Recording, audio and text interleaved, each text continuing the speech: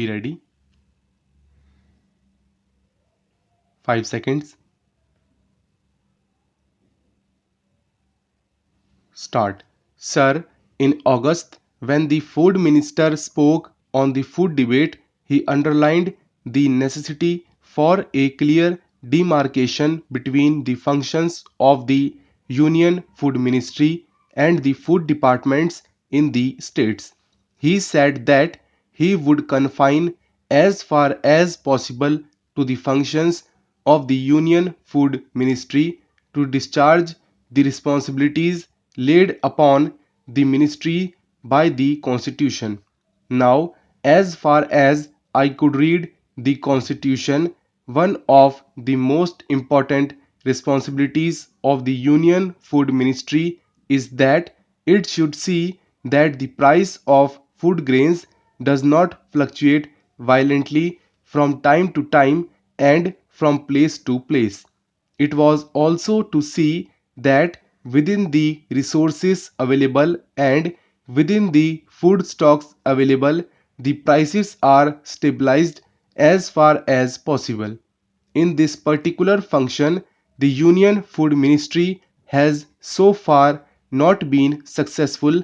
Prices are fluctuating for no apparent reason from time to time and from place to place, and prices fluctuate in the deficit areas as well as in the surplus areas. Prices fluctuate during a period when we have a bumper crop as well as during a period when there is a deficit in production.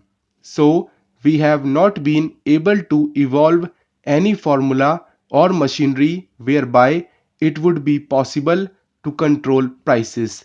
We are told, sir, that last year we had a bumper crop, but in spite of the bumper crop, what do we find?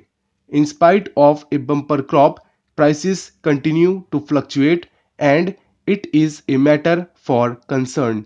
Since 2011, prices have a tendency, I am talking about food prices, to harden at higher and higher levels.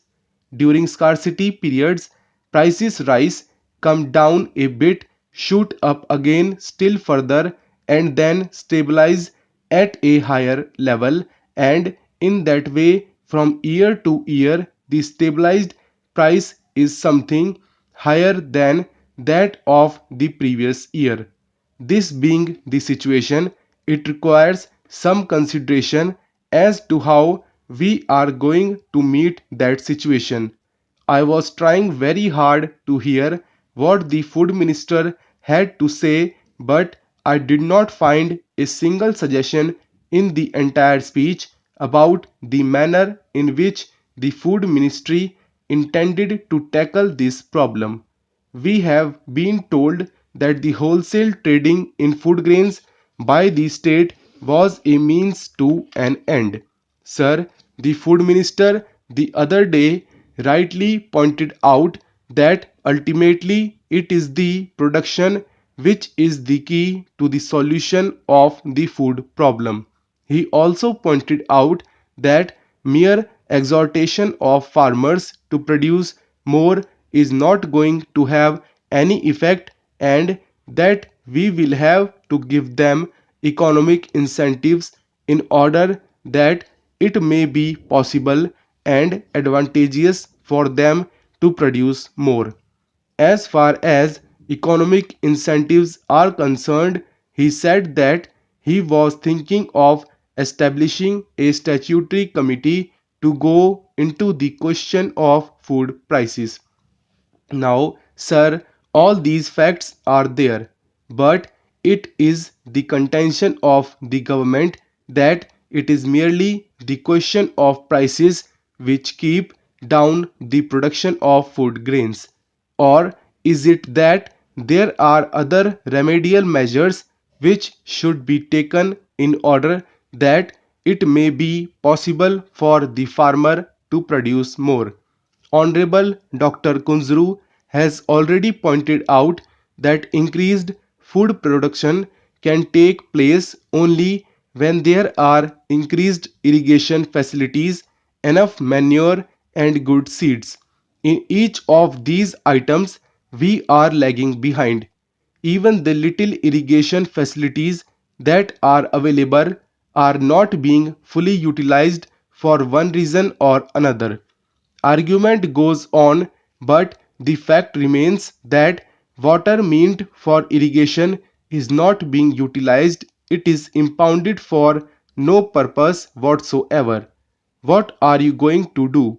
Are you going to continuously argue about what is right and what is wrong, or are you going to take some positive steps to see that all the irrigation facilities that are available are fully utilized and more facilities are created?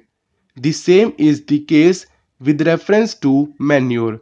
We have been told that there is not enough manure and that the food ministry is arguing with the finance ministry for more foreign exchange to be made available so that more manure could be produced and so on.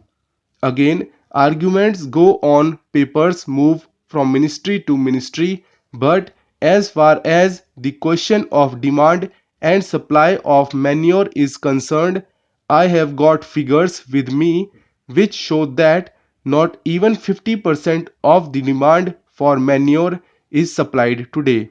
What are you going to do about that? These are problems as far as production is concerned, but to my mind, the still more important problem is the problem of organization in the rural areas.